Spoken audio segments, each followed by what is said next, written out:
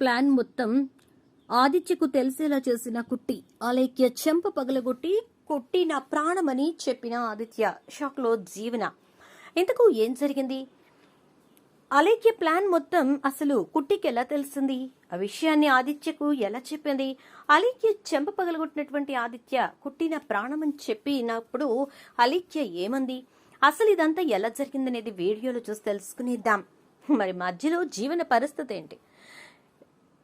వీడియోని చివరి వరకు చూస్తే మీకు అర్థమవుతుంది. సో వీడియోని ఎక్కడ స్కిప్ చేయకండి, చివరి వరకు చూడండి. అండ్ వీడియోని లైక్ చేయటం, ఇతరులతో షేర్ చేసుకోవడం మర్చిపోకండి. మొత్తం మీదకి చూసుకున్నట్లయితే కనుక అలేఖ్య అయితే ఆదిత్యని పూర్తిగా సెంటిమెంటల్ గా వీక్ చేసేసింది. ఒక రకంగా తన మీద సింపతిని క్రియేట్ చేసుకుని పూర్తిగా ఆదిత్య తన వైపు తిరిగేలా చేసేసుకుంది.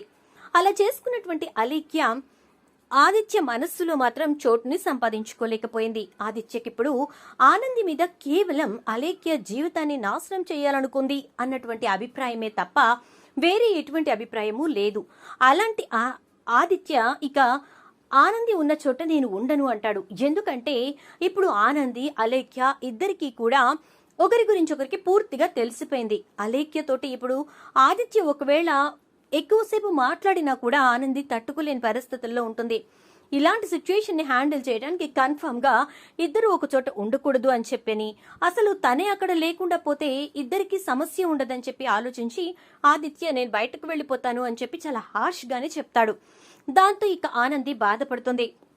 ఈవినింగ్ కి రిటర్న్ వచ్చినటువంటి ఆదిత్య ఆనంది ఏం నిర్ణయం తీసుకున్నావు అని అంటే, నాకు ఒక వారం రోజులు గడువివ్వండి. ఈ వారం రోజుల్లో నేనేదో ఒక నిర్ణయానికి వచ్చి దానికి తగ్గట్టుగా చేస్తాను. ఈ లోపులో గనక ఈ అలేఖ్య చేసే మోసం మీకు నేను చూపించగలిగాను అంటే మీరు నేను చెప్పినట్టు చేయాలి అంటుంది. మోసమా? అలేఖ్యనా? తనకు అవసరం ఎక్కడుంది? నిజంగా మోసం చేసేదే అయితే ఇప్పటికీ కూడా తనకు గతం గుర్తు రాలేదన్నట్టుగానే నాటకం ఆడేది కదా అని చెప్పని అంటే, ఇప్పటికీ తనకి గతం గుర్తు రాలేదని నాటకం ఆడితే ఈ లోపల జరిగిపోయే అనర్థాలు జరిగిపోతాయని తన ఆలోచన అంటుంది.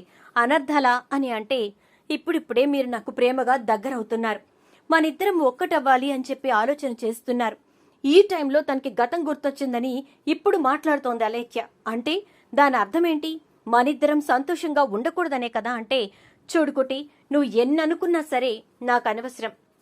నువ్వు గనక అలేఖ్య నిజంగానే స్వార్థంతో ఆలోచిస్తోంది, తను కుట్ర చేస్తోంది అని చెప్పి నిరూపించగలిగితే కన్ఫర్మ్ గా నువ్వు చెప్పిందే నేను చేస్తాను అంటాడు ఆదిత్య. వీళ్ళిద్దరికీ ఈ డిస్కషన్ అంతా గదిలో జరుగుతుంది. సరే ఈ విషయాన్ని బయటకైతే తెలియనివ్వద్దు అని చెప్పి ఇద్దరు అనుకుంటారు. అనుకున్న తర్వాత ఇక ఆనంది ఎప్పటికప్పుడు అలేఖ్యని వాచ్ చేస్తూనే ఉంటుంది. ఆదిత్య మాత్రం అలేఖ్య గురించి మంచి మంచి సంబంధాలు వెతుకుతూ ఉంటాడు. అలేఖ్య అది తట్టుకోలేకపోతుంది. ఆదిత్య, ఎందుకు నా కోసం సంబంధాలు చూస్తూ నువ్వు టైం వేస్ట్ చేసుకుంటున్నావు? నా మనస్సు ఎప్పుడో నీదైపోయింది. ఇప్పుడు దాంట్లో నుంచి నేను తీసేయలేను. అలా అని చెప్పి ఇంకొకరిని చేసుకుని నేను బ్రతకలేను. ఇన్ కేసు ఒకవేళ నువ్వు నాకు మ్యారేజ్ చేసినా నేను అక్కడికి వెళ్లి సంతోషంగా ఉంటానని మాత్రం అనుకోకు అని అంటే, ఈలోపు సీను అలేఖ్యకి ఫోన్ చేస్తాడు. ఏంది కొత్త కొత్త సంబంధాలు చూసుడు మొదలైందట? ఎట్లా చేయనిస్తాను నేను నిన్ను? ఇంకొకటికి ఎవరికో చేసుకుని ఆని చంపైనా నువ్వు మళ్ళీ ఆదిత్య బాబు దగ్గరికే వస్తావు. దా విషయం నాకు బాగా ఎరికే అని చెప్పని అంటాడు. ఎందుకురా నువ్వు పద్దాక నాకు ఫోన్ చేసి నన్ను విసిగిస్తున్నావు అని అలేఖ్య అంటే, ఎందుకనేది నీకు తెలవదా ఏంది? నేను నీ పేనిమిటిని, నీ మెడలో 3 ముళ్ళేసిన అని చెప్పని అంటాడు. స్పృహలో లేకుండా చేసి వేసిన 3 ముళ్ళకి విలువ ఉంటుందనుకుంటున్నావా అని చెప్పని అంటుంది అలేఖ్య. ఈలోపు ఆదిత్య ఫోన్ తీసుకునేసరికి సీను కట్ చేసేస్తాడు. ఇక వెంటనే ఆనంది దగ్గరికి వెళ్తాడు. ఏంటిది? నువ్వు నాతో ఛాలెంజ్ చేశావు, ఆ ఛాలెంజ్ ప్రకారం నడవాలి, కానీ ఇదేంటి కొత్తగా పనులు చేస్తున్నావు అంటే, నేనేం చేసినా మధ్యలో నన్నెందుకు మాట్లాడుతున్నారు అని చెప్పని అడుగుతుంది ఆనంది. దాంతో ఏం చేశావా? ఆ సీనుగాడితో అలేఖ్య ఎందుకు ఫోన్ చేపించి టార్చర్ చేస్తున్నావు అనగానే, ఇది బాగున్నది, అలేఖ్య ఎంత బాధపడినా నేనే కారణం అన్నట్టు, సీను ఏం చేసినా నేనే కారణం అన్నట్టుగా మీరు అనుకోవడం అస్సలు బాగలేదు ఆదిత్య గారు అని చెప్పని అంటుంది. మరి ఎందుకు సీను ఇప్పుడు ఫోన్ చేశాడు అని అంటాడు. గది నాకు తెలియదు, మీరు ఫోన్ చేసి విషయం కనుక్కోండ్రి, అప్పుడు సీను ఏం చెప్తాడో చూసుకోండి, మధ్యలో నన్ను మాత్రం ఇన్వాల్వ్ చేయకుండ్రి, నా పనుల్లోనే నేనున్నాను అనగానే, ఉన్నావు నీ పనులేంటో కనపడుతూనే ఉన్నాయి అంటూ ఆదిత్య ఇక అక్కడి నుంచి వెళ్ళిపోతాడు.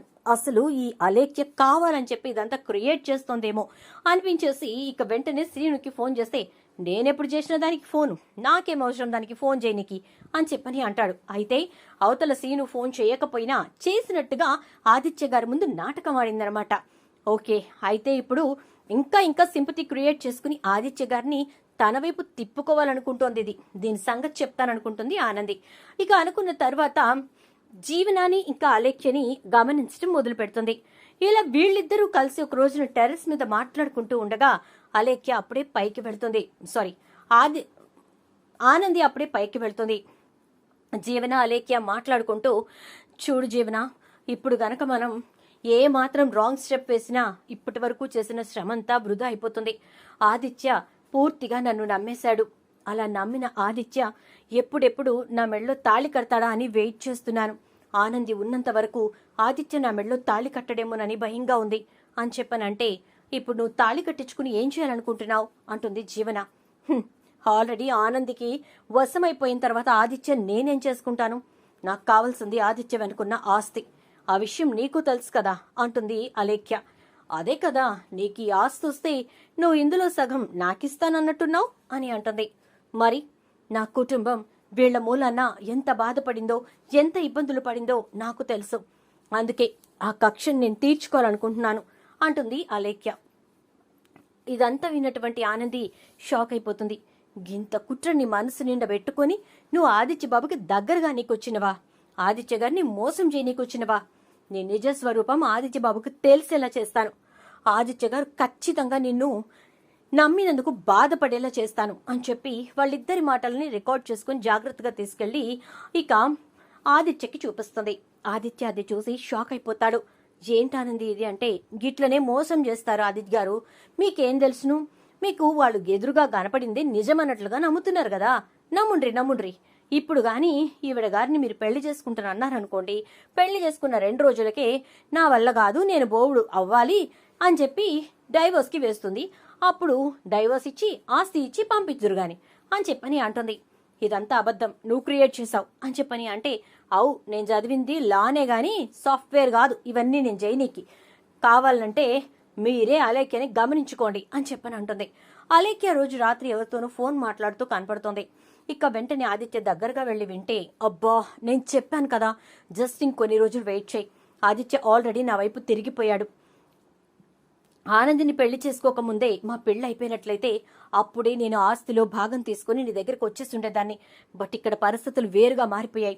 ఇప్పుడు నేను మళ్ళీ ఆదిత్య నా వైపు తిప్పుకోవాలి, ఆ తర్వాత నేను పెళ్లి చేసుకోవాలి, ఆ తర్వాత అనుకున్న ప్రకారంగా సగం ఆస్తి కొట్టేసి అప్పుడుగా నేను రాగలుగుతాను అని చెప్పని అంటూ ఉంటే, అప్పుడు ఆదిత్య వెళ్లి అలేఖ్య చెంప చెల్లున పగల కొడతాడు.